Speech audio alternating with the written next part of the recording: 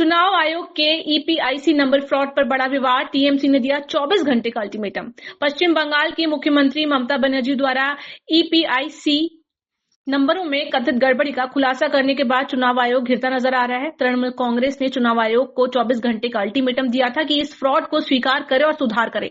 हालांकि अल्टीमेटम की समय सीमा खत्म हो रही है, लेकिन चुनाव आयोग की ओर से अब तक कोई ठोस स्पष्टीकरण नहीं आया है। क्या है पूरा मामला?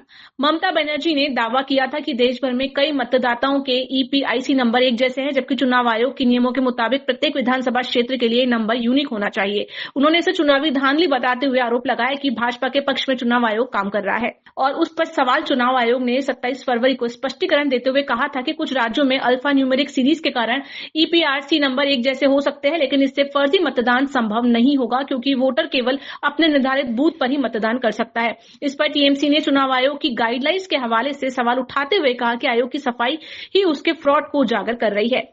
टीएमसी का पलटवार और नए दस्तावेज। टीएमसी सांसद साकेत गोखले ने कई दस्तावेज सार्वजनिक कर चुनाव आयोग के दावे को झूठा बताया। उन्होंने कहा कि वोटर लिस्ट में फोटो और ईपीआईसी नंबर लिंक होता है और यदि एक ही ईपीआईसी नंबर अलग अलग राज्यों में जारी किया गया है तो मतदाता को वोट डालने से रोका जा सकता है।